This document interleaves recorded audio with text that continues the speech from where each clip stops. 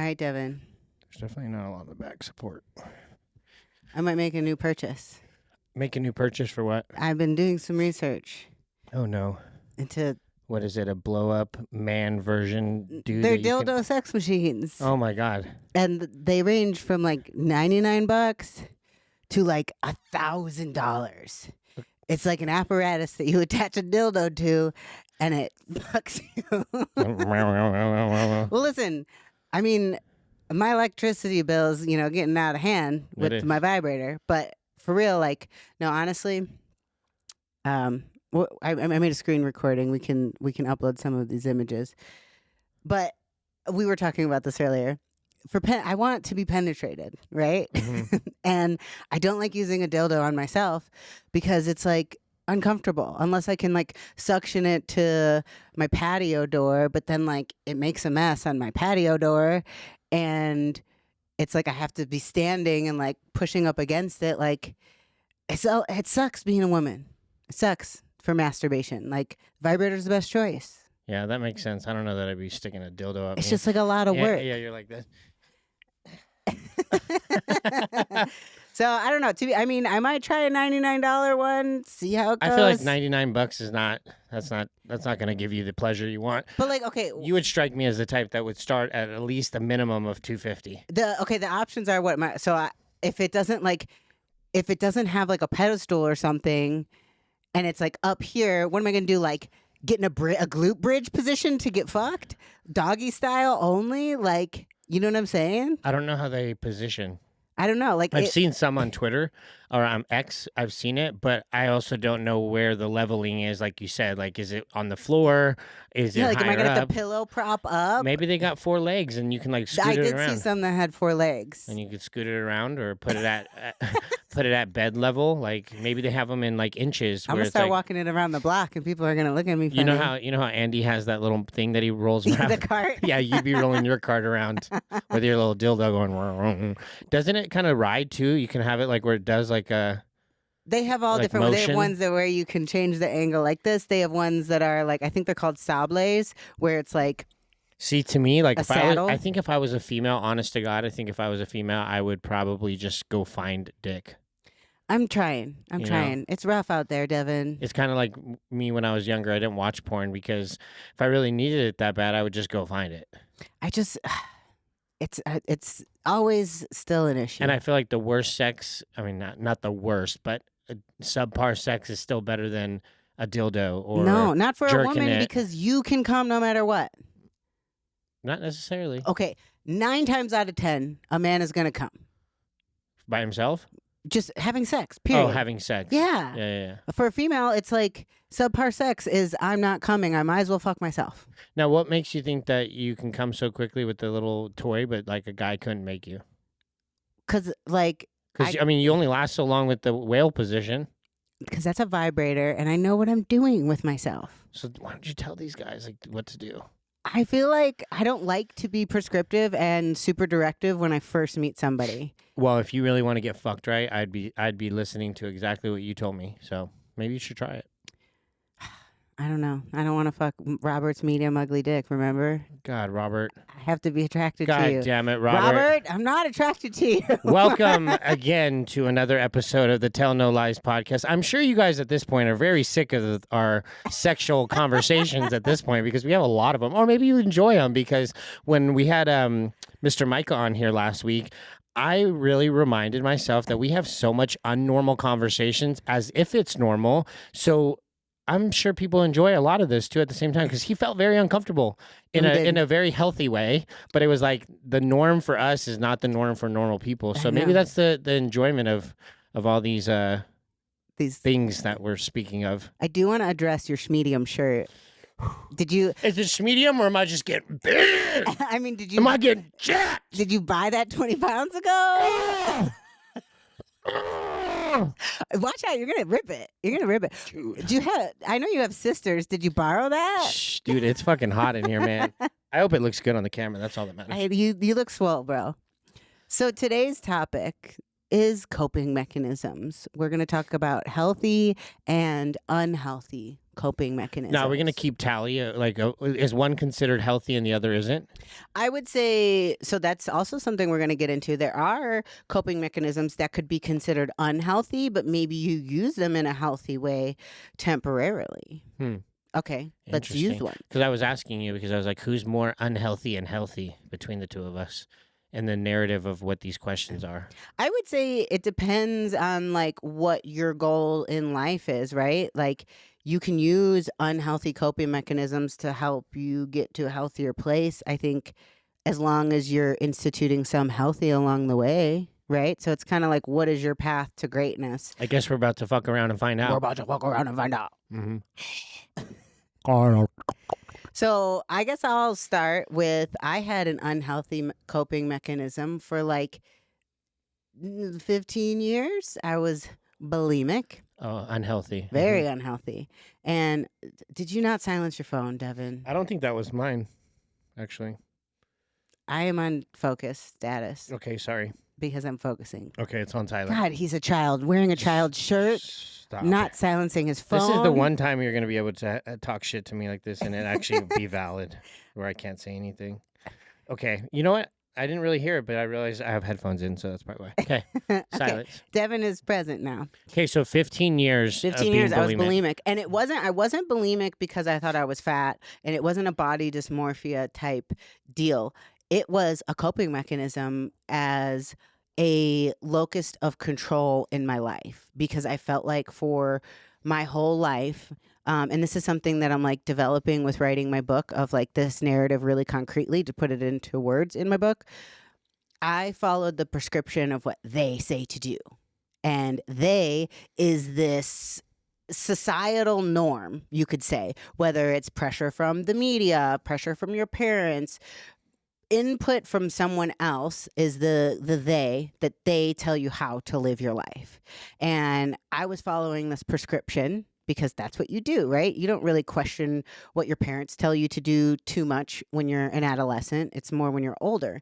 And following what they say I should do was making me absolutely fucking miserable. And I found this stress relief and stress release through my friend introduced it to me. She was like, hey, I found a way where you could eat whatever the fuck you want and don't gain any weight. And I was like, tell me. And then we binged like all the food in her refrigerator and proceeded to throw up all night long. And as an adult, I called her. Wait, that was her way of doing it? Yeah. She showed me how to do it. She's like, you just put your fingers down your mouth, and then we threw up in the bathroom together. And I called her because I was like, I was 14 years old. I was like, did I make that up in my mind? This was like over 20 years ago. Or did this really happen? She's like, no, that really happened exactly as you remember it. I was like, oh, okay, damn, that's crazy. So if she wouldn't have introduced it to me, I probably would have never had this. But I remember it was like a heroin addict's like a heroin addict is always trying to chase that first high that they get, right? That just felt so relieving. And that's what bulimia felt like to me. I'm not trying to sensationalize it, but that feeling of like feeling so full that you're going to burst and then just releasing it all felt like a physical, emotional release. And I started using it to cope with the fact that I didn't really like the narrative that they keep prescribing to me and how I should live my life. And I went through life, went through college, got married to this dude that I didn't even like. I'm like walking down the aisle with my flowers, like, what the fuck am I doing? And I still fucking did it. And then I thought at the end of that marriage should be sunshine and rainbows, right? Like you find a dude, you buy the house, you get married, or whatever order they want you to do it in, and then you should just have a happy life. And I was fucking miserable. And my eating disorder got so bad when I was married. I remember having all my friends over to watch my wedding video. We had like a sleepover and a potluck. I had like 10 girls over. And I remember that night waking up in the middle of the night and like binge eating all the shit in the fridge with like my friends just like sleeping in my living room and just puking all night long in the bathroom because I was so fucking miserable. Now, how does this even start? Like this idea of eating all this food, like why'd you even want to eat all this food to begin with? My friend taught me how to do it. Yeah, but what, were you having problems eating before or something? No, it was just she was doing it as weight control. And when I did it with her, it felt like this emotional release that I needed, that I didn't know I needed. or that it just gave me an emotional release that felt so good that I wanted to continue doing it. And then I did. And then you'd be intentionally eating a bunch of food. Oh, yeah. I knowing would go like full on fucking $30 binges at fast food places or at convenience stores. Like I would And eat. then as soon as you finish, you go throw up. Yeah. So it was like when someone gets the itch to do drugs, it's like they don't feel satisfied until they do the drugs. It was the same thing. Like I need to binge. So like I remember there was a point in time in my life where I lived walking distance from this dollar store, Dollar General, and they had Lucky Charms and they had some groceries. So I would get a family size box of Lucky Charms. And what's the ice cream that's like this size? A quart? Yeah, a quart of ice cream and almond milk. And I would eat the entire family size box of ice cream of cereal while eating. Are you eating that by itself or with milk? With almond milk. And you ate a whole box of cereal? whole box of cereal and then still eating the pint of ice cream. If I couldn't finish all the cereal and the ice cream, then I'd go throw up in the middle. And then I'd go back and finish the rest of the family size box of ice cream and finish the whole fucking quart of ice cream. And I would do that sometimes 3 times a day. That's sick. It was fucking disgusting. That is. But it felt so, it was like, I was so upset and I didn't have any healthy coping mechanisms. I couldn't talk to my family. I lived fucking alone and they were in different states and they don't give a fuck. I didn't really have therapy in my life. I had strong friends, but it's like I was so deep in this eating disorder. Hey, Devin, by the way, I've been binging and purging 3 times a day and I'm so emotionally out of control that I don't know what to do with my life. Like, where do you start? You're not a fucking mental health professional. You know what I mean? So I just felt so alone and miserable. And it was just how I dealt with my emotions that felt better than facing them. That's wild. 15 fucking years I did that. There would be times where I'd go out to eat and I'd go throw up. This is fucking gross. And at the time it didn't feel gross, but looking back, it's so gross. I remember specifically I went out to eat with my husband and I fucking hated him and it was miserable and we were fighting and I went and threw up in the bathroom. Well, in a woman's bathroom, there's just like stalls, right?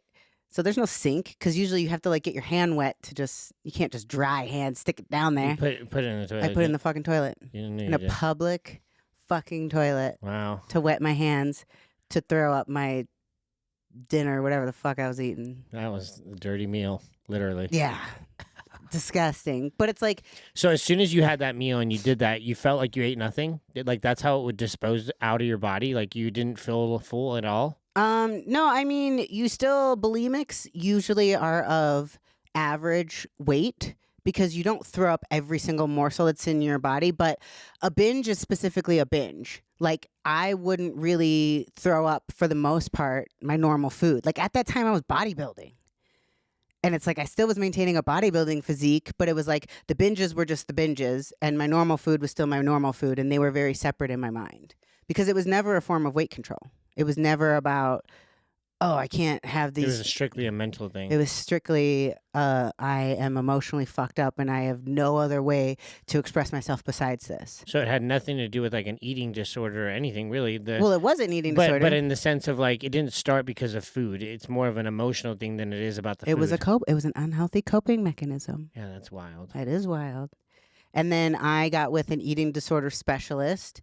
And we worked together for 5 years. It took for me to like really be absent. And I'll never forget the last time I threw up.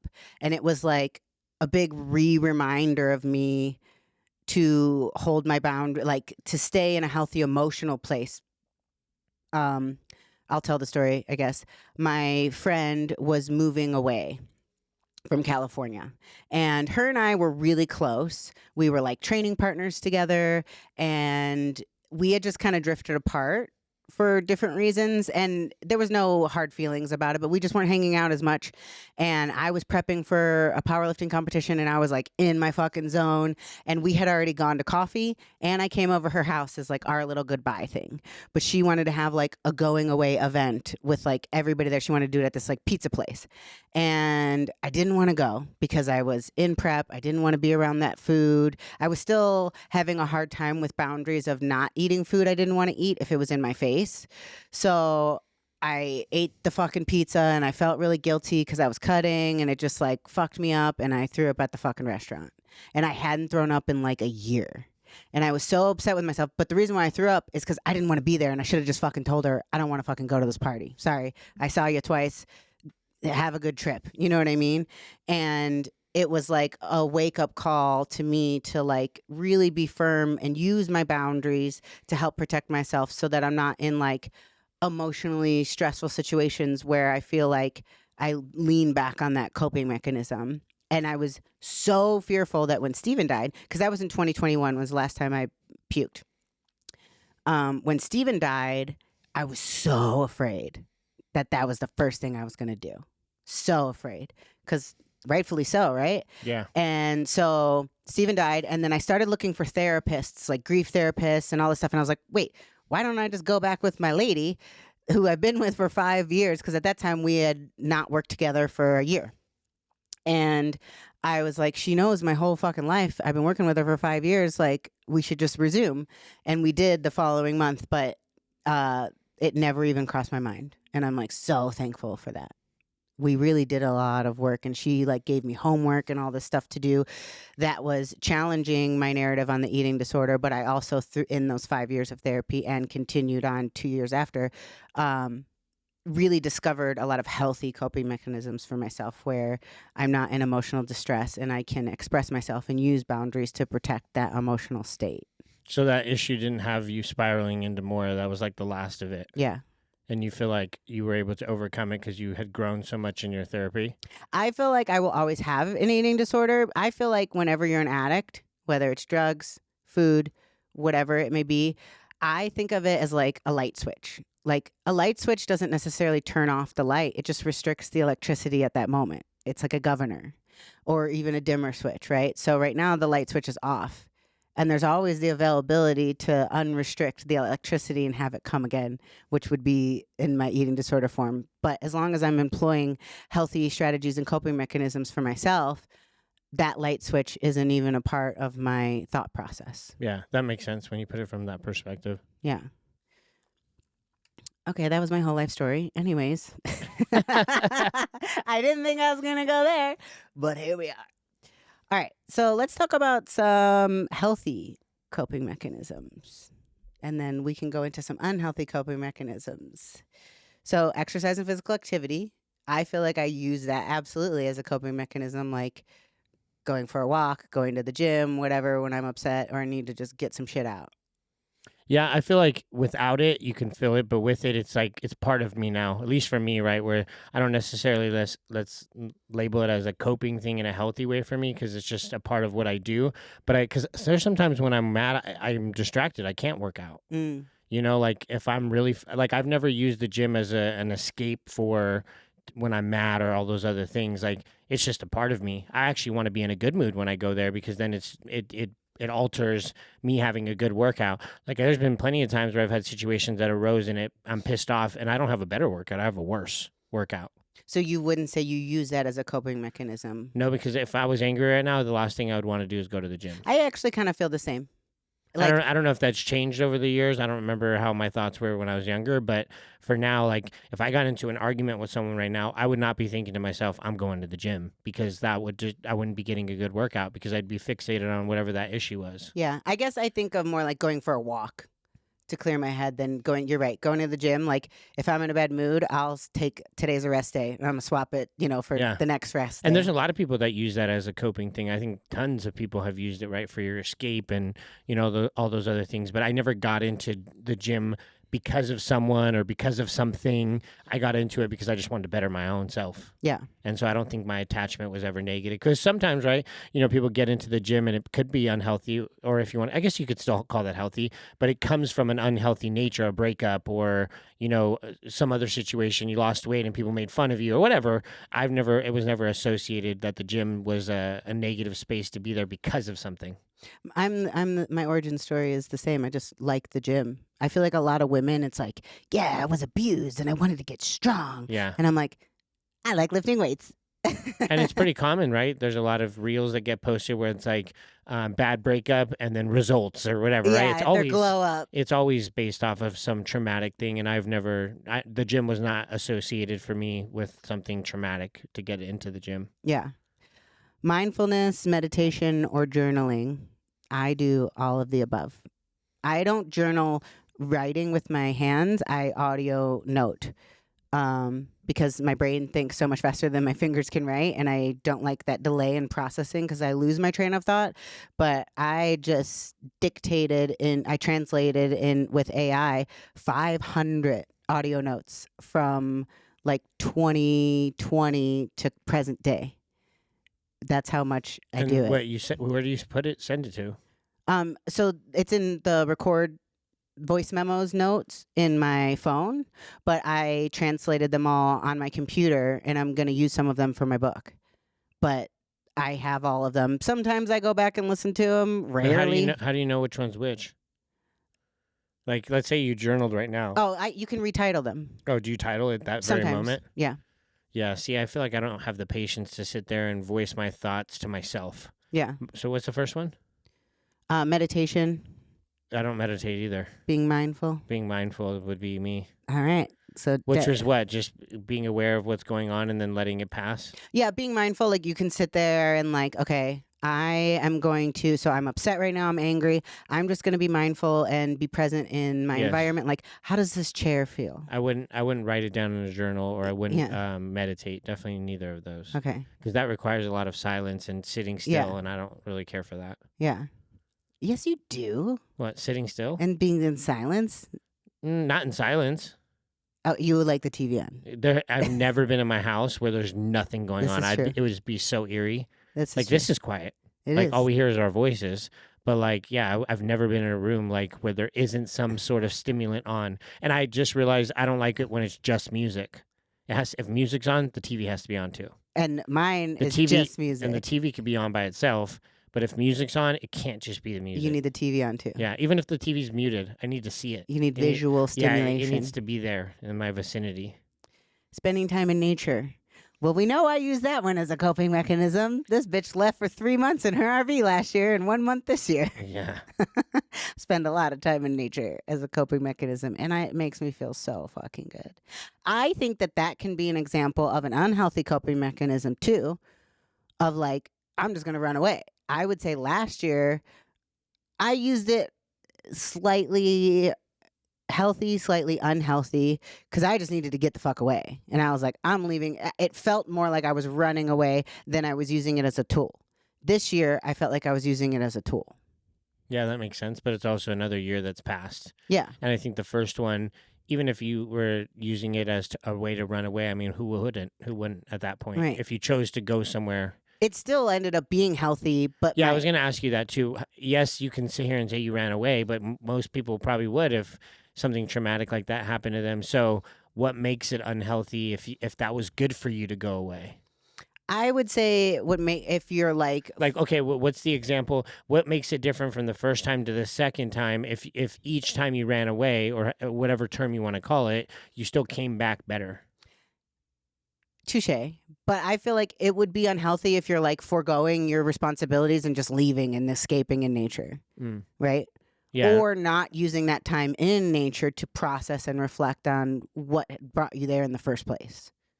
Yeah, that makes sense. If you came back no better than you left and you're like, I just spent a month in the woods for no good reason, then you didn't use it in a healthy manner. Yeah. Which the first time when you left, did you leave everything behind, or you still were doing everything you needed to? I was still doing everything I needed to do, but I hiked 500 fucking miles. Like, I came back such a better person. I processed so much. I did so much audio journaling. I still did therapy while I was on the road. It was the first time I was spending time alone after my husband's death, removed from my environment completely, removed from the gym, removed from Los Angeles, removed from everything, and I got to just feel my feelings. And it was the first moments. I left August 1st of last year. It's funny because I left in August this year. I left August, so June, July, August. So it was 1 year and 2 months after Stephen died. Was the first time I had time by myself, away from my business, away from anybody. And it was so needed. It was so needed. And it was the first time I started to figure out, like, well, who am I now? Because that bitch died when Stephen did. My whole life died when Stephen did. And every single future possibility that I thought for myself also died. So what are the future possibilities that I want to bring into my life now? So I used, meditation. I used journaling. I used probably more of these healthy coping mechanisms that are on this list while I was escaping in nature to figure out what's next for me. Do you feel like you'll do that every year? I would like to. Because then you just keep getting better with the efficiency of what you're utilizing it for, like it could be forever, right? That could always be something that distances you from life because of, Steven, right? For the rest of your life. So you do it every single year, but every single year you learn a little bit more than you learned the first time, right? Because the first time you went into it, you came back with probably a lot of answers. You probably don't have as many questions this time as you did the first time, and you just came back with maybe stronger qualities to be better in your present. Correct. Yeah, absolutely. Yeah. And like this year, once I left, I was like, what the fuck am I doing? I don't need to run away. I don't need to be doing this. And then I kind of melted into it and I was like, no, this is nice. Like, but that's the difference. You the first time you didn't tell yourself you needed it. The second time you're saying that because mentally you're not doing the same thing of running away because you're sad and all these other emotions where you couldn't, it's so unbearing. Now it's like, okay, I got to have even more purpose for why I'm going than before because I've already healed over a year. Now I've healed over 5 years. Like there's got to be more things. So the journaling and being more detailed about your trips are probably going to get more intense as you go because now you got to focus in on better things because you're just stronger. I think solo trips are fantastic and you learn so much about yourself, especially like RVing. You have to rely on yourself for many different things. Like I'm driving a 42-foot long rig. I'm in some crazy situations driving up and down mountains. I need to self-sustain and set this up and make sure that I have food. I have all of the things I need. Granted, I'm not like primitive camping, but there's a lot of things, moving parts that only I'm responsible for. And it takes a lot to do that. And it's also so fulfilling and rewarding to do that on top of all of the self-exploration that I did, just being in my own mind I was gone for 26 days or something. Just got a lot of time to think. Yeah. And not everyone can do that. Hopefully you like being it with yourself. Yeah. Talking with a trusted friend. I did that 2 days ago. I had a mental breakdown, ladies and gentlemen. We're not going to say why, but I did. It was for personal reasons, and I'm back. But I phoned a friend. I called Devin, and I was just like, I don't know if you have time, but I'm just gonna I don't even think you said I don't know if you have time. I didn't say that. No. I just was going. I was like, Devin, I think I talked for like 6 minutes straight. Just all of. But would you consider that unhealthy or healthy? I would say that was healthy. Yeah, absolutely. Yeah. Versus because I would be the opposite, and I would just internalize and figure out how I need to get over this on my own and not talk to somebody. And that's one of my big growths over the year and having you become my friend and closeness of the friendship is feeling like if I am in a position where I feel that way, I don't hesitate to know that you're there for me. Whereas before, I never really felt that way for the longevity of my life. So I just kind of took it like a man, right? And just handle it my own way. So I guess we can discuss an unhealthy coping mechanism in the mix of healthy is isolation and withdrawal. You've been waiting to talk about it. It's Devin's favorite method of coping. Which is, I guess, kind of wild too, because the early 20s into 30s, I was always in a relationship. So isolation wasn't really something that I was able to have. But maybe as I assess now and I see where I'm myself now and before, I used to always say like sometimes people were too much, like I needed my alone time. Well, now that's all I have, and I think I've done so much of that. Whereas before I wasn't ever getting that because I was constantly in relationships. I'd get bored because they just always wanted to be with me. But now I think of the reverse of it when I do have that, how much I value it more because I also have had enough alone time. Because I am very much isolated now. I that's something I would say I was never like that. But I would say like earlier on in our friendship, maybe like 2 months ago or something, like if you were going through something, I didn't hear from you. Mm-hmm. And then I would have to press you like, Devin, what the fuck? Mm-hmm. Devin, what the fuck? Yeah, nobody usually presses me anyway. So that just validates why I stick to myself type of thing. So even when you were doing those, I always looked at it as like, not a test, but it showed me that you cared because it was consistent. It wasn't just one time. It was a reoccurring, like you were catching on to my tactics when there was something like you wouldn't hear from me. But like I said, most people wouldn't check up on me. So I never keep at it. Correct. Or even check on me to begin with. I would say now you're at a place where we've had discussions where if you're going through it, you will reach out to me. Yeah. And there's still times where it takes me a second or whatever, but I've definitely gotten better. It's just a matter of knowing it's there. I think the big thing I told you is people will always say they're there for you, but are they really there for you? and I've never felt that way. Like when I need someone, are you really going to be there, or are you just saying that? Because it's easy to say it, right?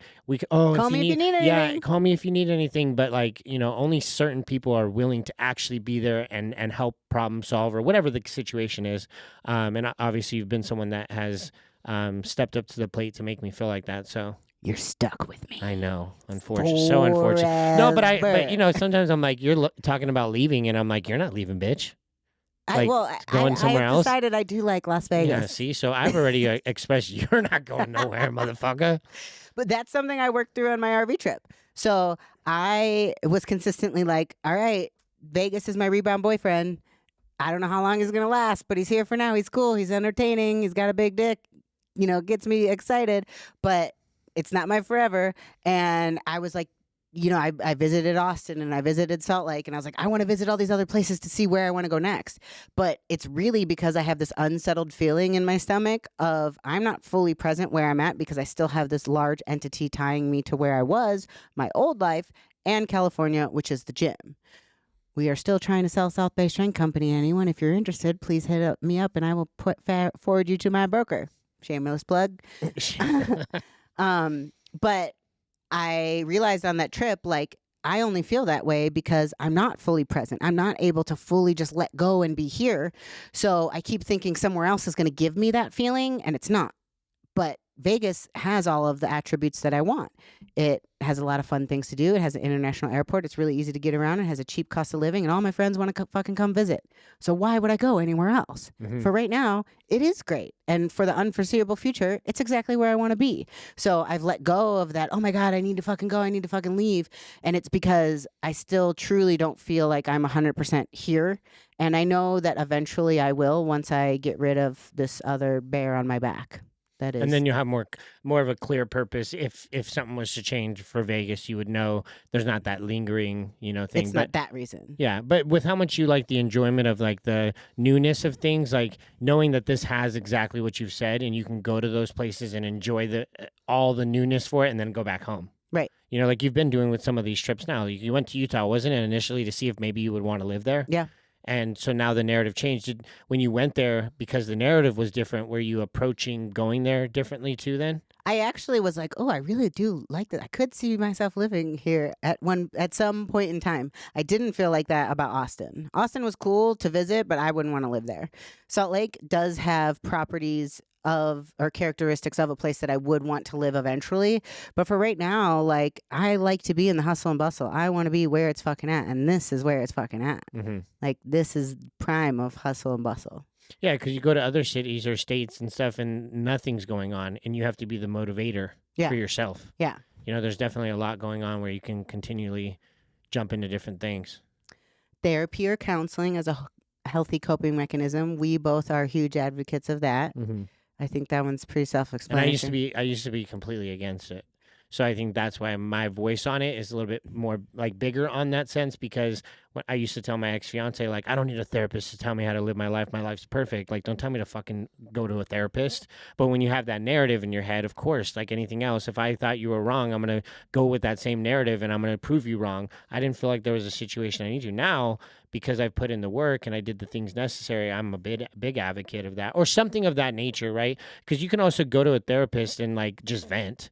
Like, why are you there? Like, to me, when I was like, okay, I'm serious, I want to go there to improve. I want to go there so that the end goal is I don't have to see you. Because to me, if I have to see you more than once a month, that's still, I got shit I got to work on. So I want to see you as least as possible. And before I was going 2 times a week, then it was once a week, then it was once every other week, then once a month, and every couple months. And then I realized now I just need them through situations. If something's heavy on me, call them up. And I feel like that's where I want to always be, is not where I need to go see someone every single week. And he showed me that there are therapists out there that aren't just there to take your money and vent. He was there on a mission to get me out that fucking seat. Yeah, and my friend's mom has been with the same therapist for 10 years. And how excessively are they? Like, is it It's like every week, and she really hasn't. I mean, I think that there's some people that need ongoing therapy who have like psychological disorders, right? Or neurological disorders that they're working through. But I would say for a general individual, when you're unpacking trauma, if you're just dealing with general issues like I want to be a better human, a couple months to a year. If you're dealing with something like I was with like my eating disorder, that took 5 years. If you're dealing with, trauma and abuse, maybe that takes several years. But the goal is always to not do it forever, right? Is to lessen and decrease the frequency. Right. I mean, I guess it's common if it's new and it's present, it's going to take a couple years. I think I did mine for about 2 years. And mine wasn't anything crazy like bulimic or like you said, like PTSD or some shit that's even really deep rooted. So, I mean, yeah, I think the goal is knowing that you're progressing. Even if it takes 5 years, are you seeing progress in your day-to-days? Not your conversations with your therapist. They're usually always, very straightforward and honest and you feel fulfilled out of it. What's the daily look like when you leave there? Do you feel like a better person? I think that's the big thing. Yeah. Agreed. Creative outlets, art, writing, and music. I've been fucking jamming with these. Jamming. With what? Jamming, man. With creative outlets, comedy.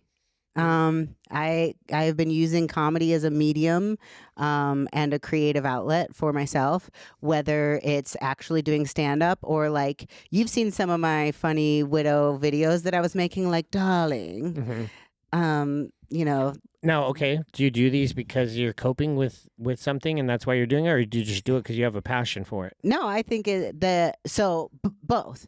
I am a creative person and I love doing art, whether it's like drawing or painting or whatever, but I used my pain and trauma of Steven's death in my comedy and in these skits and things that I'm doing as a method of coping. And it has helped. Yeah, when you say it from those terms, I guess I don't know, at least I don't consciously know that I've done any of these things with the mindset of it being to cope for something.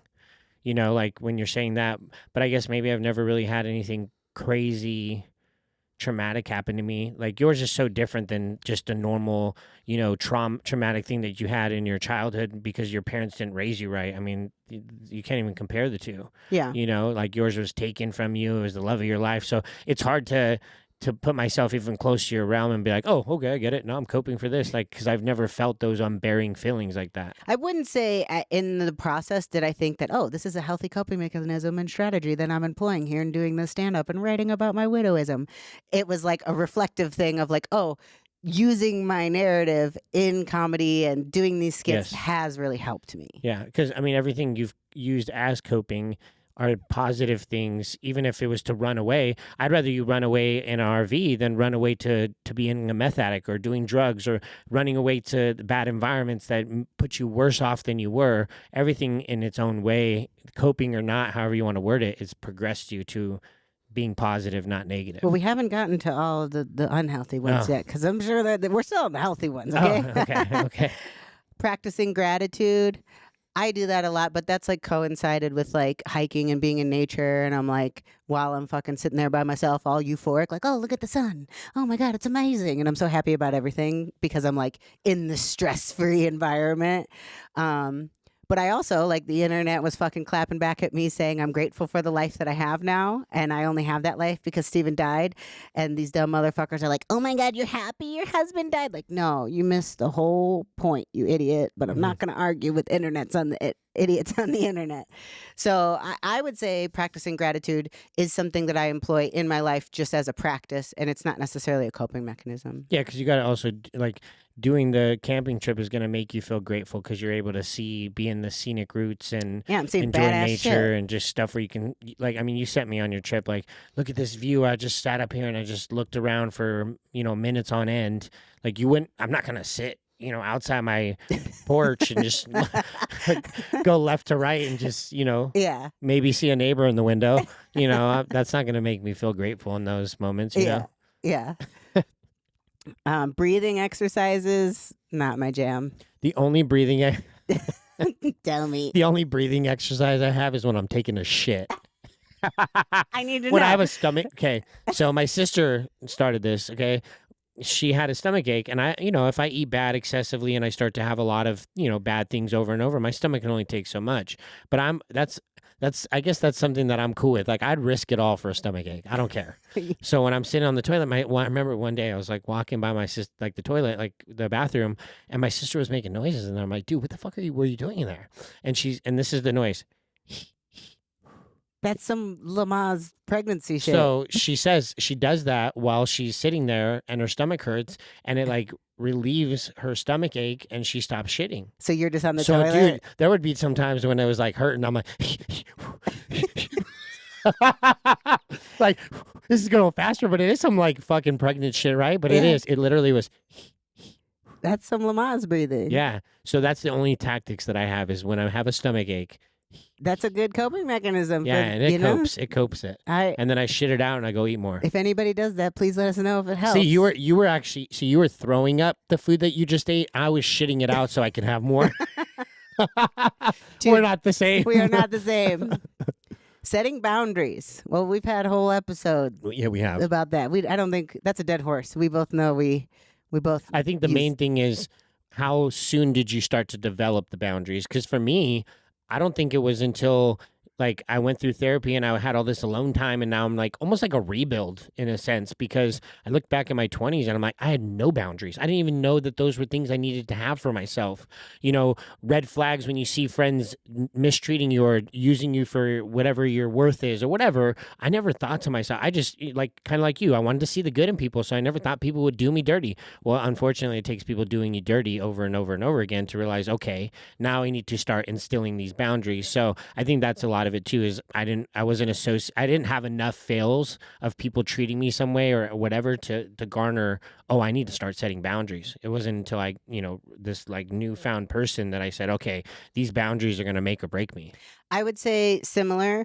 Before Steven's death, my boundaries were like when my back was up against the wall, then I would set the boundary and like be able to say no. Now I think of my boundaries as like a moat protecting a castle. Like they're fucking there and the castle's being protected, and that's why they're there for a reason, already in place preemptively. Yeah, like they don't even have access to you until they've respected those boundaries. Yep. Yeah. Then I let the drawbridge down. And what I hate more than anything is when, this is off topic, but when someone pushes up against your boundary, like we'll just say it's the condom thing or whatever, right? It's like, this is you telling me how my boundary doesn't work for you, so you're going to try to get me to change my mind, as opposed to respecting something that I have figured out through trial and error, and that's something that works for me. It's like, oh no, I'm going to tell you how this doesn't work for me. That's not how boundaries work. You need to have mutual respect and say, okay, I understand that this is a personal preference for you, and if it doesn't align with me, goodbye. Yeah, well, it's that same narrative, like I said, about the boundaries thing before, right? Those types of people are the ones that were benefiting you off of you not having the boundaries, so that's why they question it. Because if you said something to me that was a boundary of yours, I wouldn't be thinking selfishly how that doesn't apply to me. So why do I have to wear... I mean, with the condom thing you did. No, but... Okay, in the defense, okay, that just meant it wasn't happening. That's right. So I did respect the boundary. You tried to talk me out of it. No, I just told you that wasn't happening with it. So it was two alphas going at each other, deciding who's going to lower the boundary, and obviously neither of us did. And the center block to making it so perfect was the fact that you didn't even have condoms big enough for mine. You're right. So it was a match made in heaven. So it's like we weren't going to dismiss our boundaries, but we also had something to help us dismiss the whole thing. That's right. Healthy eating habits as a coping mechanism, I would say no. No, like as far as like being emotional and wanting to eat? I don't really know how, like, I don't, because that's not a boundary or a coping mechanism of mine. I don't say that. Well, I guess like maybe nourishing your body with healthy stuff is like a coping mechanism, but like I don't think of food that way. No. Okay, moving on. Maintaining regular sleep. I would say that that's just more of a general practice for me than a coping mechanism. Yeah, I would say the same. Because even if there's time where I don't get enough sleep, that doesn't like, I mean, aside from being maybe tired, but it doesn't like change the whole narrative for me at all just because I got 3 hours less of sleep.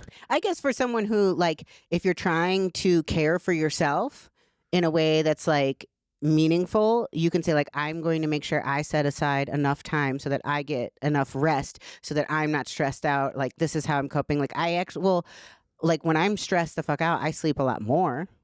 And that's just something that I provide myself the time to do because I know if I don't sleep enough, it is triggering for me in other ways emotionally. So I guess maybe I do use that a little bit.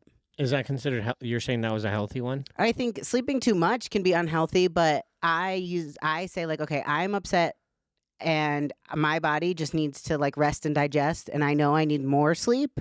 Otherwise, it's going to lead to an emotional undue burden for me. Yeah.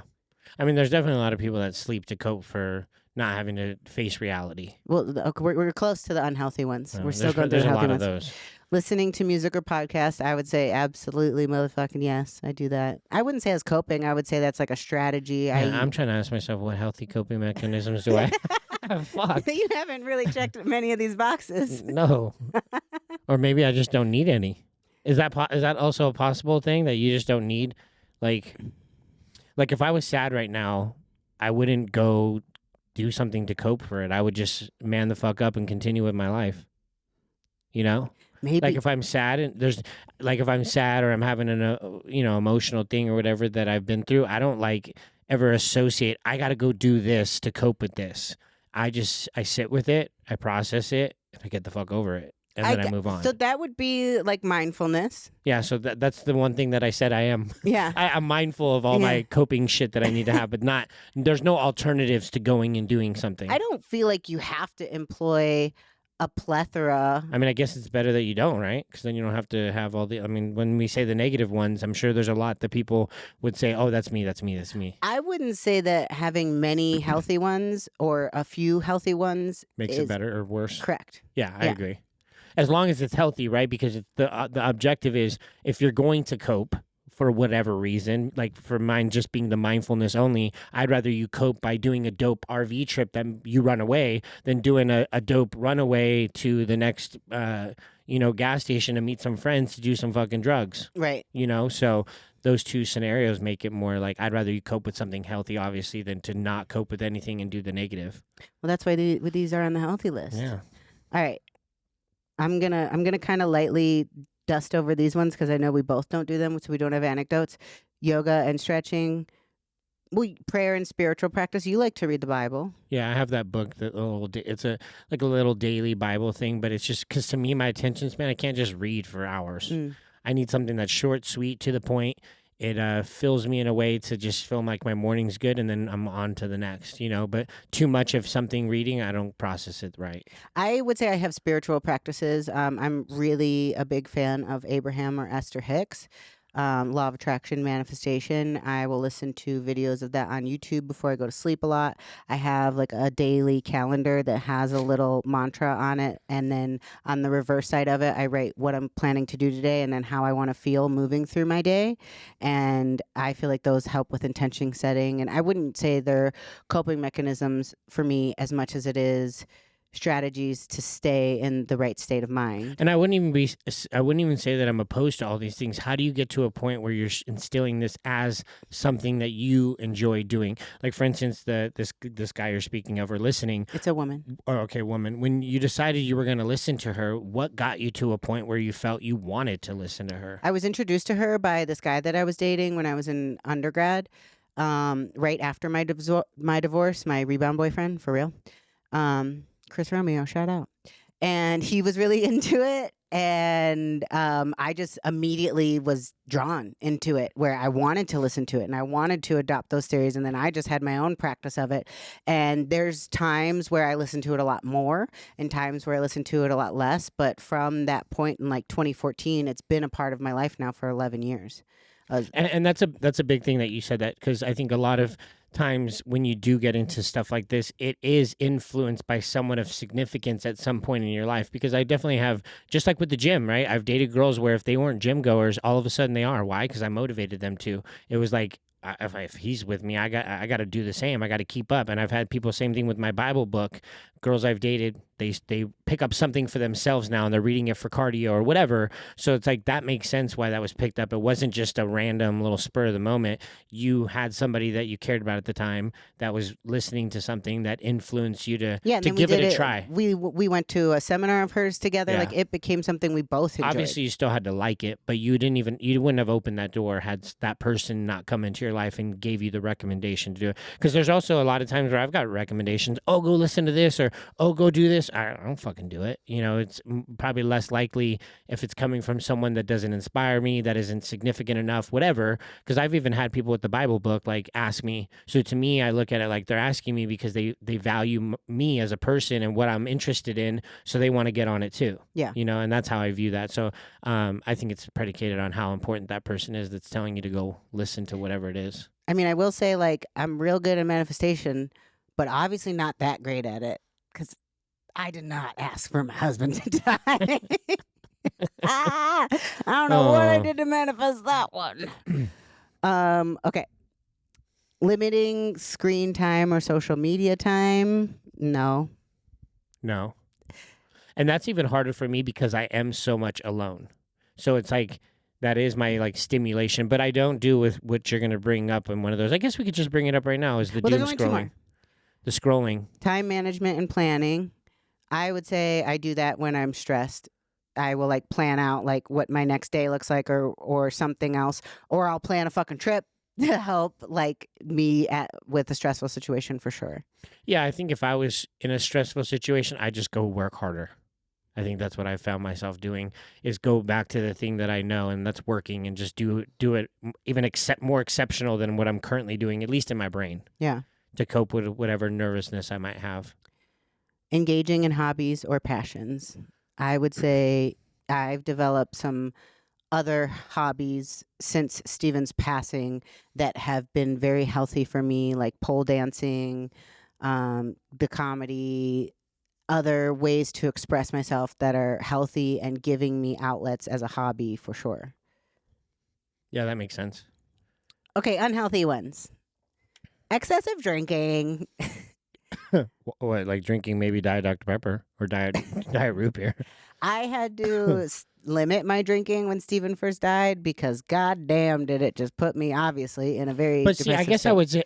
I would say to myself in something like that, it's like a depressant in a sense and it brings you down. So why would you want to drink knowing it's going to make you more emotional? Because it numbs the fuck out of you and it feels good in the Weak moment. Response. But that's why I knew I needed to stop. Yeah. So Sam, my manager, love you, Sam. He and I made a pact. This was it was August 2 years ago. So June, July, August, 3 months after Steven died, I realized I was drinking a little too much inappropriately. I also drank a fuck ton during COVID. I drank a bottle of wine a night every night, and Steven fucking hated it. He was so mad at me every time I did it. I'm not a mean drunk or not really a sad. I was a sad drunk after Steven died, but before that, I'm like a fun drunk. And Steven just never liked me being drunk because he didn't drink. He just thought I can relate to that. He thought it was gross. Gross. I guess I've never been into a chick that was drunk and it's like floating. I know. Devin's fucking smoking his vape and it's like smoking out the room. It's floating. It looks more. We floaty. all float down here. here. It looks more floaty for me though. What were we saying? So Sam and I made a pact that we weren't going to drink. Oh no, about the drinking thing. Like I don't drink, right? So to me, I think the biggest turnoff for me, like one of the biggest ones, is a drunk girl. Because. To me, I'm like, I could get you sober and have the real you. And so a girl being all over me and wanting to fuck and do all those, I'm like, no. It is gross when you're sober and someone's drunk. Yeah. Like they smell. Yeah, they do smell. They stink. And I think it's worse when you don't like to drink. Yeah. So I'm thinking it's kind of like a girl that smokes cigarettes. Yeah. Same thing. Like you can just smell it to its highest degree because you don't do it. Yeah. I think that's probably why, when I smoke, my mom used to come in the house and be like, it smells like pot in here. Well, no shit, Sherlock. I'm fucking smoking in here. But I don't smell it the same way because I do it. So I think that heightened it too. But drinking, I feel like that's a big one for coping for so many people. Yeah. So I didn't drink after Sam and I made that pact for a couple months. And Sam hasn't drank since that fucking day. No, Sam is just killing it. But he also had an inappropriate relationship with alcohol, and now I can drink and it's fine. I think I was blessed with being on the other side of the drinking from the repercussions or how people treated me, that it just influenced me on top of the fact that I hated the taste. And there was nothing that ever made sense as to why I would fall into that pit. I'd rather my coping mechanism be drugs than to be drinking.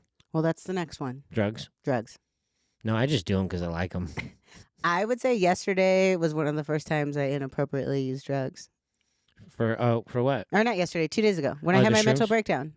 See, and here's my thing, right? Because depending on what drug you do, depending on what state of mind you're in, that's going to alter that trip for that moment than any other time you've done that drug because of your emotional state. And I think with the shrooms, to me personally, I have to be in the right headspace to take them, or else it takes off. It doesn't give me what I want it to give me. Oh, it still was a great. So I did 8 grams of mushrooms the other day. You're like a fucking shroom addict. I now. love mushrooms. Dude. But that was my thoughts. I was like, mushrooms make me feel good. I always have great experiences. I am emotionally overwhelmed to the point where I don't want to be in this reality right now. And I took 8 grams of mushrooms. And then I was so mad at myself because to me, mushrooms are something that you need to respect. They're sacred, right? Yep. You should go into it with an intention of having an experience that's going to help you. And although I still ultimately had that experience from doing it, I was upset with myself for how I got into having my trip because I was not in the right headspace. So what would you have done differently? Just made sure you had a clearer head before you did it. I just shouldn't have done shrooms because I was upset. I usually do shrooms because I want to have an experience that's going to enlighten me and help me, and I go into it with a specific intention. My intention of doing the mushrooms was, I feel bad, I want to feel better. Mm-hmm. And that's not ever what you should use And drugs because you for. had good experiences with shrooms, you thought that would give you that supply. Yeah, it was still a great experience. Yeah, it would just all I do definitely take the shrooms like in a very sacred way, if you want to use that term, because I don't do it very often. And when I do it, it's because I'm in this space that I want to absorb every inch of that feeling that I'm getting from it. I can't do it where I know I'm not 100%. Yeah. I've also had other experiences too where I've done like shrooms with cocaine or shrooms with acid and all these other things, and then I've had the bad trips, so I know what that looks like, and it's uncontrollable. You just have to fucking sit there until it's done. So I'd rather be able to know that I'm in control, because even when I was having the bad trips, I was still in control, but I couldn't do anything to wear off the fucking negative that was happening. So I think that's why I'm more sacred too. I've had some really bad ones where I'm like, yo, I need to do this in a clear headspace only. Overeating or binging food or undereating or restricting food. I would say, yeah, sometimes when I'm upset, I eat something I won't eat to make me feel a little better. Do you? Yeah, I don't know. I just eat because I want to fucking eat regardless. I don't feel like I'm high all the time, so it doesn't even matter. I'm just eating when I want to eat. I don't think I've ever been sad and said to myself, I want ice cream because I'm sad. Like I guess to me, I think of like food as I love food. So why would I want to be sad when I'm eating it? Yeah. So- I would say you're very much like not the norm. I would say a lot of people eat when they're upset. Yeah, I don't. Yeah. I just eat because I love it. Because I like it. Isolation and withdrawal, we've talked But about that. okay, real quick, do you think because of the food thing, it also has to do with like they have an underlining weight issue and that would attach some sort of feeling to it too? Because I also feel like when I eat, it doesn't ever make me fat. So I'm never having to think of the repercussions of that. I would say a lot of people who are overweight because they have an emotional eating disorder where they eat their emotions instead of processing their emotions. Yeah. I'm not saying like an overwhelming majority. I am saying a lot of individuals, because they're not always just eating because tastes good. They're eating because I'm stuffing down an emotional feeling with this food, just as I did with bulimia. Mm-hmm. Yeah, that makes sense. I just so happen to throw it up right after. Yeah, sick. Isolation and withdrawal. So I know we talked about how you do that. I would say sometimes I do that, and then very quickly it kind of gets to a head where I fucking feel like I have this boiling point, and then I need to reach out to people, and just like I did the other day. Yeah, and I think that's always actually been something of mine. Even when I was in my younger years of being in a relationship with someone, it didn't change the fact that I wasn't physically isolating myself, but I was mentally isolating Emotionally. myself. And that was always one of my big things in my early relationships. It was hard for me to be 100% invested in my relationships as much as I tried. But I think it's because I never gave myself 100% to that person, because there was that withdrawal that I was holding in that I couldn't hold it in the other way because I was around them all the time. So I couldn't isolate myself. Now I could technically do both of them, but I would choose the isolating because it's easy for me to do that. Yeah. I still think next time you want to do that, you should question yourself because it is an unhealthy coping mechanism. Yeah, it is. I think a lot of it is more trying to put it into context that makes sense. Like, I don't. It's hard. It's hard to like, not like even when if I came to you for things, I don't know if it's not burden's not the word because I know you're there for me, but I don't know. Sometimes I can't explain the feeling that I have of why I can't just say it right away. I think it's a combination. Not embarrassed. No, it's a combination of like not wanting to be vulnerable with something that's so painful to you. Or even just to know, for people to know that something's wrong with me. Yeah. The vulnerability aspect of like, I'm sharing what's upsetting me. I am dumping my emotions on someone else. And I need it to be received properly. So all those things are kind of scary. So I would just rather keep it all to myself when really opening up to someone that you truly trust, they're going to receive you well. But it's that barrier of getting over how scary it is.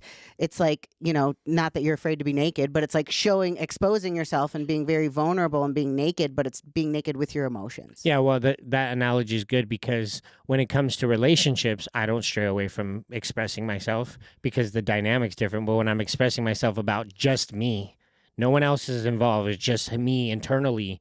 That's the hard part. Yeah. Because the relationships, I definitely don't hesitate to say how I feel or speak my mind. Or if you hurt my feelings or made me feel some type of way, I'm going to say some shit. And it's a learned behavior. It's a part of a learned behavior, especially as a man, to keep it inside and hold it in. So now you have to get over that hurdle of how scary it is to be fully emotionally vulnerable with someone who maybe isn't your partner. Yeah, and it's weird too because I grew up with my sisters and my mom and having a lot of female influence, but I also had my stepdad that was very strict, and he almost put it into the terms of like, he wouldn't say this to me, but like, don't be a pussy, don't cry, don't this, the norms that, so it's like you have the soft side over here, but you don't get to show it the way you would want to because that's not the manly thing to do, even though I had so much female influence to be able to do that. So I think that's the tipping point on that is trying to find that balance of not letting myself hesitate in those situations. Excessive sleeping, which we kind of talked about. But what if you excessive sleep just because you like to sleep? Then that's fine. I mean, if you're not using it as an unhealthy coping mechanism, but I think that could be an unhealthy way to move through life. Yeah, true. I have a lot of friends that sleep a lot, and based off of their scheduling, does that influence it too? Like as far as why you would cope into that is because maybe your workload is so weird or your hours are so weird that you just end up sleeping so much because of it. Possibly, yeah. Yeah. The next unhealthy coping mechanism is overworking, Devin. Yeah, that's definitely me. Yeah. I would do that 100%. I think maybe this episode is showing you that maybe you should relook through this list and employ a couple new healthy ones because it seems like you have more unhealthy ones than healthy ones. I love you, Dev. I love you.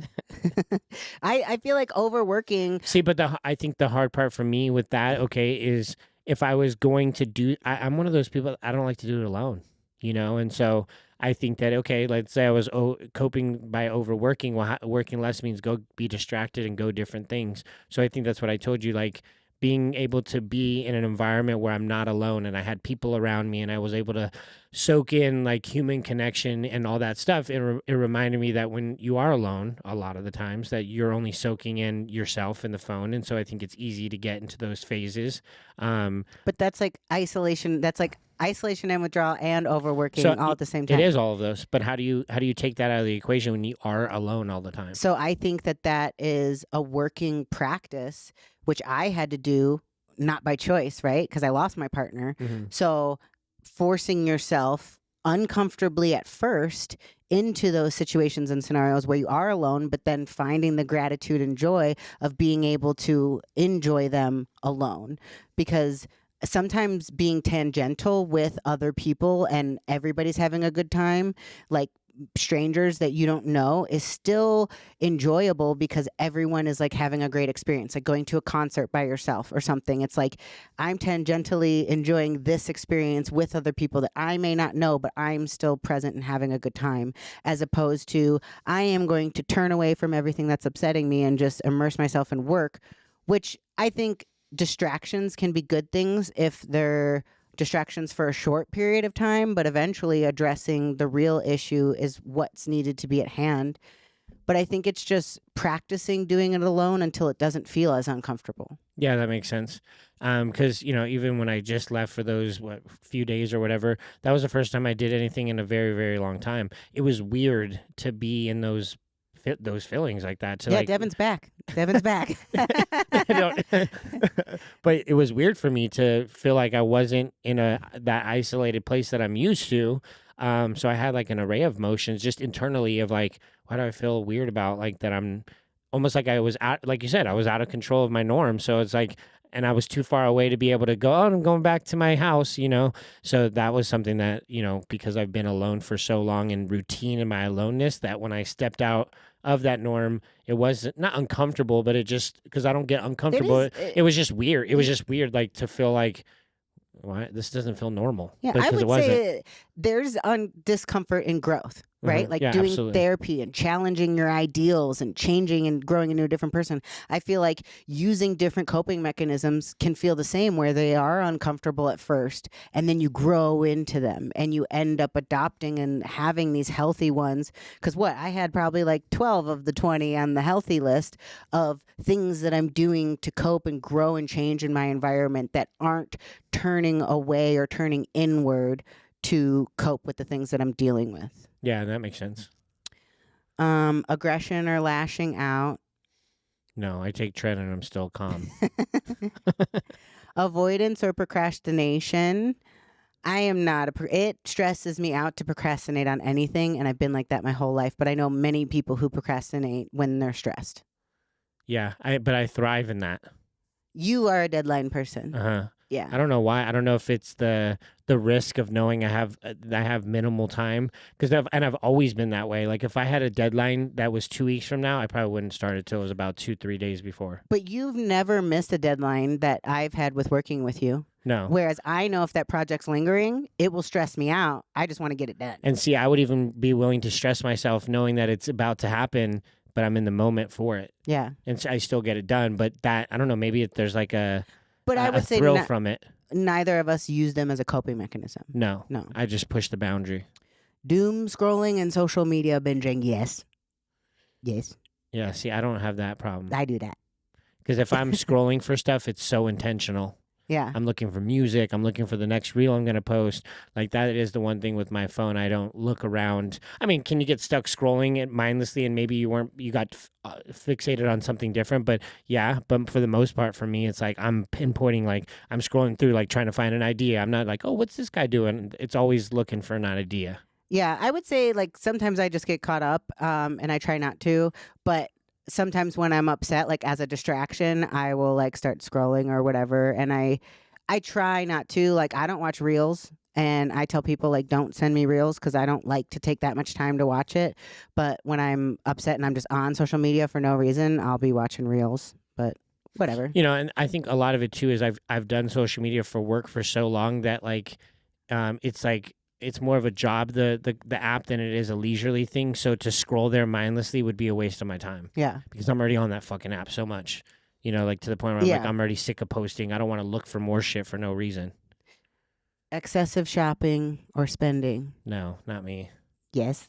She's like, yes. Yes. Sometimes. I would say earlier on in my grief process, I was like, oh, I just need to treat myself because I'm upset. Oh, I just need to treat myself because I'm upset. That's definitely more of a girl trait than a guy. Yeah. From an emotional standpoint, because it could be like nails. Do you consider that shopping or no? No. Like, because it's still self-care? Yeah. It would be like going on Shein and spending $300 because I deserve a little treat. Because I deserve a little treat. Just a little treat. Yeah, I don't really know many guys that do the shopping therapy type stuff. Risky sexual behavior. When you're... As a coping mechanism, I've never employed that. No. Like, I'm going to go out and suck some dick because I'm upset. That's a true whore. It's not me. Finding every excuse. Thank God. I mean, I know I like fucking, but haven't gotten into that. Self-harm, I have done that twice, and I was really upset, and I was still in therapy. I was driving, and this was like really early on after Steven died, and I was so emotionally overwhelmed. I just like couldn't physically handle how I was feeling. And I was driving and I'm like trapped in the car, right? And I can't do anything else. So I just started fucking digging my nails into my arm until I cut them both the fuck open so bad.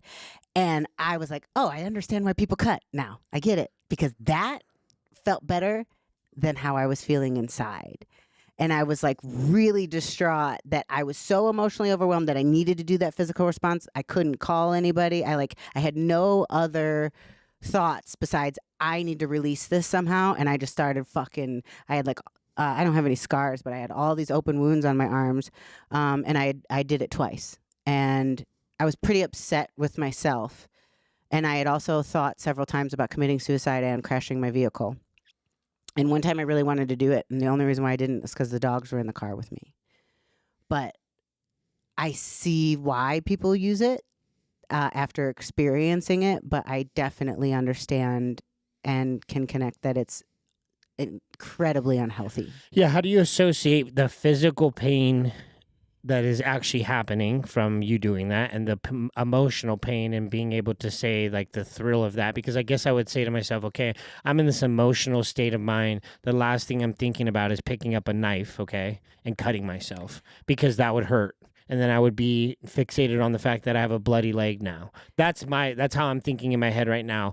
I'm fixated on someone just broke up with me, and then I'm diverting that feeling of breakup to cutting myself, and now I'm hurting because I'm in pain. Is there like so much adrenaline that's going through you in this state that you feel like this relieves that? Yes. Huh. And you could be feeling... How do you like compartmentalize to know that that's the feeling and not change your brain to think that you're getting cut so it hurts now? It still does hurt, but that felt better than how I felt emotionally. So it's just how worked up you were at that state. Yeah, like this physical pain is actually relieving to this emotional feeling that I'm going through. Yeah, you'd rather feel this pain over this one. Yes, I would rather feel physical fucking pain of cutting my skin open than the emotional pain that I was feeling.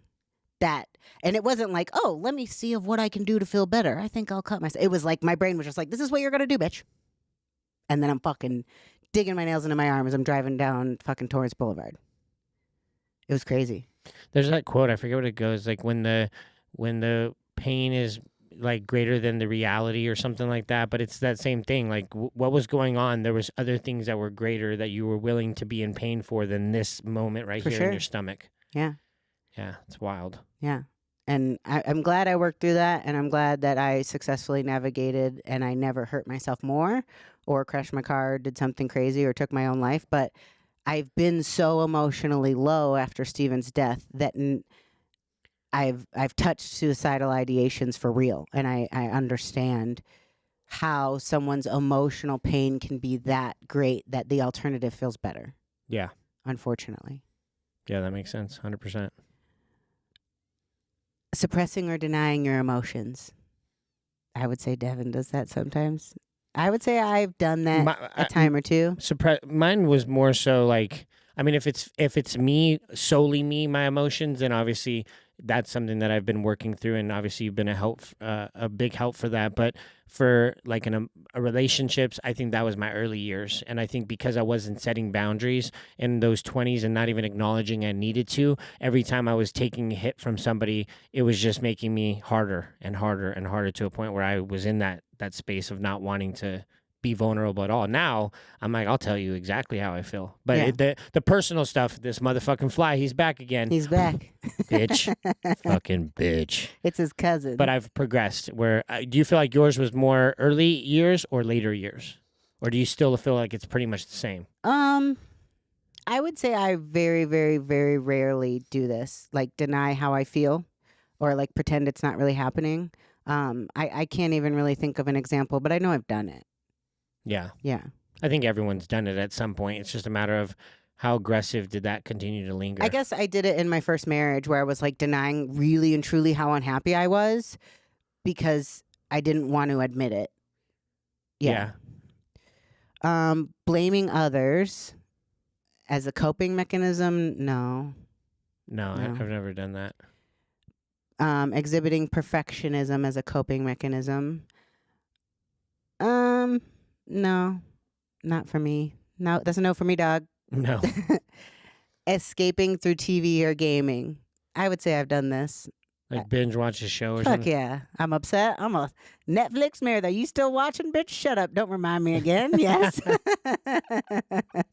Would you go down like an emotional, sad movie type of thing? Sometimes, yeah. But again, I think eat ice cream and watch a movie and be sad, that's such a girl thing to do, right? Yeah. It's not a guy-driven thing. The opposite would be a guy to go drink and go out and do something reckless. I feel like that's the difference between the two. And I would also say, like, yeah, this maybe is unhealthy because you're not dealing with your feelings at the time. But sometimes, like, is that really that harmful, as opposed to way worse? Yeah, like I'm going to go out and fucking binge drink. Like, yeah, maybe I don't want to deal with it right now, so I'm going to escape and watch the whole fucking I guess British a lot of baking these show. depend on how long does it last, right? Like if you went and coped by eating ice cream and watching a movie, like it doesn't affect anyone but you. And then tomorrow you do. But tomorrow you're back on cue. Then I'd rather that be that than it was a week long, coping with something worse by drinking or whatever. I would argue and say that one can be healthy and unhealthy. Like if you do it every single time you're upset and you just shut down and fucking go home and watch your TV, versus you do it for a night or two because you're fucking upset and then you are ready to deal with it. I guess that would be similar to dieting too, right? Like you can fuck off a couple days because you were normal and human, but how long does it take you to get back to normal? True that. Ruminating and overthinking. I would say I do that as an individual, but not as a coping mechanism. Yeah, and I definitely don't. I'm not an overthinker. You're not? No. It's either black or it's white. Neglecting responsibilities. I've never done that because I'm too responsible as a human being. Unfortunately, it's actually very annoying. I would like to neglect my responsibilities. I'd probably be more pissed off and stressed if I wasn't doing those, plus trying to cope with something. Yeah. I'd be like, no, this is the first thing I need to get done. I know people who do, though. Like, the fucking laundry ain't done. Like, your house is a fucking mess. Like, you're just pretending like life isn't happening because you're so stressed out. But I can see how it can happen. But unfortunately, you and I are both too type A for that. Yeah, 100%. I think there's the thing in Cat Williams when he does a stand-up and he's talking about weed and he's all people complaining about bills they can't pay. He's like, hit the blunt once and see if it don't change your perception on what's important in your motherfucking life. He's like, fuck them damn bills. Which I guess you could do that too, right? You could smoke some weed and alleviate from wanting to pay your bills. Like I just said, he used that as a joke, which I thought was kind of funny. Disassociate. Yeah, whatever you got to do. Well, we didn't get to the questions, but I think going through... What questions? There was other questions, but we pretty much touched on everything. I liked just going through those and giving our personal anecdotes and experiences of things that we've done and not done, and maybe enlighten some viewers to some new coping mechanisms that they can employ, or maybe awakening them to some unhealthy ones that they are employing. Yeah, I think one of the things when we do these, it's more about having these topics of discussion because people could probably be having them internally, but they're not listening to other people have. And I think that's why a lot of our conversations I like, because, we've had some good feedback from people where I think it's the relatability. A lot of what we talk about openly, people are talking about internally. Yeah. And we're bringing it to the surface for people. So I feel like our opinions are always vastly different too, where people can gravitate towards you, can be in the middle, be on my side, whatever. So that's the whole objective of when we do these podcasts, is to feel like we're putting it out there in a way where people can be like, oh, okay, I can feel more comfortable talking about these things. Because even for me, I struggle, and you're the person that I feel most confident to have that with. So I think just vocalizing it more and talking about it more. I think when Danielle was on here, it's like people just need to talk and have more conversations with each other instead of trying to do everything on their own. Yeah.